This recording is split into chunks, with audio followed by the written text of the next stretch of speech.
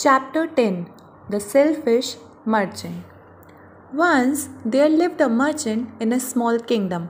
His name was Sujan Singh. He was a very rich merchant, but he was very selfish. Although he had a lot of money, he never liked to give anything to anybody. So, students, this story is about Sujan Singh, who was a rich merchant, but he was very selfish. वो बहुत rich तो था but वो बहुत मतलबी था. उसके पास बहुत पैसा था बट उसने आज तक का कभी भी किसी को कुछ भी देने की नीड नहीं समझी. Once it didn't rain in there for many years. The whole area was under severe drought. The farmers could not plough their fields and no crops could be grown. People began to leave the village. एक time की बात है जब उस small kingdom में rain नहीं हुई थी काफ़ी टाइम तक का. काफ़ी ईयर्स हो गए रेन नहीं हुई, जिसकी वजह से वहाँ पे ड्रॉट हो गया, मतलब सूखा पड़ गया. इस वजह से फार्मर्स क्रॉप भी नहीं ग्रो कर पाए, जिसकी वजह से जो लोग थे विलेज के वो विलेज छोड़ कर जाने लगे. The king was worried. He wanted to save the people from starvation, but what he could do. He consulted with his council of ministers who advised him to buy food grains from the neighboring states so that the people can be saved from starvation. King बहुत परेशान हो गया कि अब अपने लोगों को कैसे बचाया जाए, तो उसने अपने काउंसिल ऑफ मिनिस्टर्स से एडवाइस ली. तो जो उसकी काउंसिल ऑफ मिनिस्टर थे उन्होंने एडवाइस दी कि हम लोग अपने नेबरिंग स्टेट से फूड्स ले सकते हैं ताकि हम लोग अपने लोगों को बचा सकें. The king liked the idea, but there was a problem.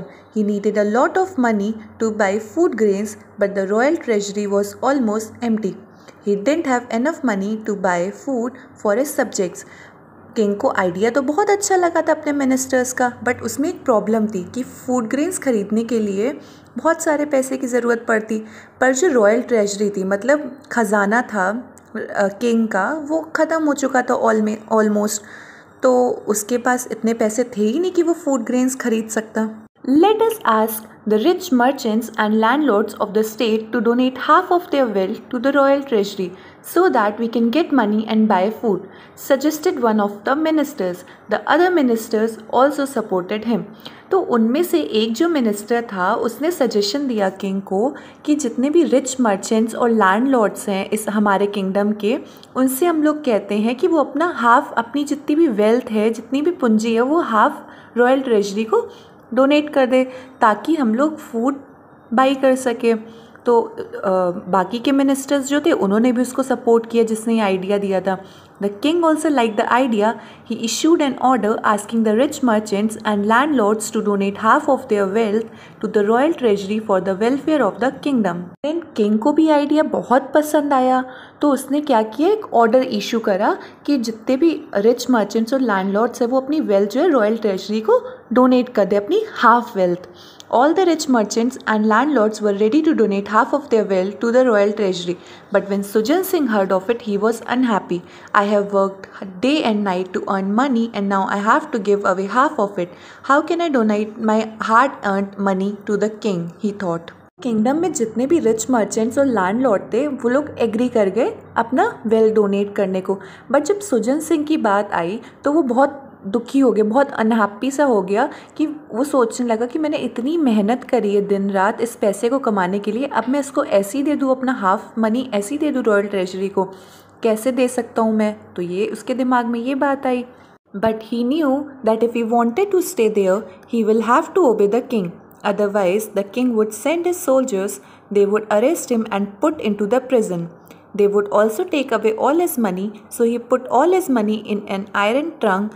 Then he dug a big hole in his courtyard and put the box there. He covered it well with soil. Then he locked his house and left the place. He went to one of his friend's house in another state and stayed there for many days. सुजन सिंह ने सोचा कि अगर उसे उस kingdom में रहना है तो उसे किंग के ऑर्डर तो मानने पड़ेंगे, नहीं तो किंग जो है अपने सोल्जर्स को भेजेगा और उसको अरेस्ट करा लेगा, जेल में भेज देगा. फिर they would also take away all his money, और फिर पैसे भी चले जाएंगे और उसे जेल में भी रहना पड़ेगा. तो उसने अपना दिमाग लगाया और एक इसने आयरन का ट्रंक लिया, एक बॉक्स लिया आयरन का, उसमें उसने अपना सारा जितना भी वेल्थ, जितना भी मनी था, सब कुछ उसके अंदर डाल दिया और एक अपने कोर्टयार्ड में एक होल बनाया, गड्ढा खोदा और उसके अंदर वो आयरन ट्रंक डाल दिया और उसने बहुत अच्छे से उसको सॉइल से कवर कर दिया। उसके बाद उसने अपना घर लॉक करके अपने फ्रेंड के घर रहने चला गया और कुछ दिन तक का वो वहीं रुका। One day, a traveler was passing that way. He was very tired when he came near the house of Sujan Singh. He decided to take some rest under the shade of the big mango tree situated in the courtyard. फिर एक time पे traveller था, वो वहाँ से जा रहा था, तो वो बहुत थक गया था चलते चलते, ट्रैवल करते करते। तो वो जब सुजन सिंह के घर के पास पहुँचा तो उसने सोचा कि मैं थोड़ा रेस्ट कर लेता हूँ। तो एक बड़ा सा मैंगो का ट्री था सुजन सिंह के घर के बाहर, तो वो वहाँ पे रेस्ट करने लगा। He went under the tree and kept his bag on the ground. He drank water and then sat down to take rest.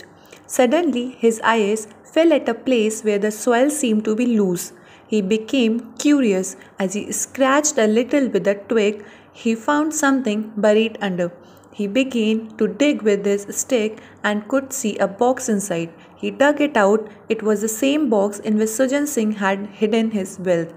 फिर क्या हुआ, उसने ट्री के अंदर उसने रेस्ट जब बैठा, उसके बाद उसने अपना बैग ग्राउंड पर रखा, पानी पिया और रेस्ट करने लगा।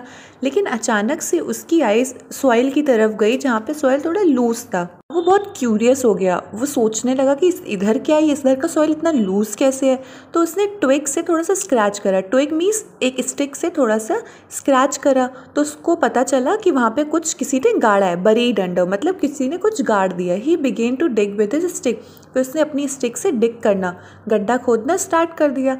अब वो क्लियरली उस बॉक्स को देख सकता था। फिर उसने उस बॉक्स को निकाला और ये वही बॉक्स था जिसमें सुजन सिंह ने अपनी वेल्थ छुपा के रखी थी। The man was honest, so he took the box to the king.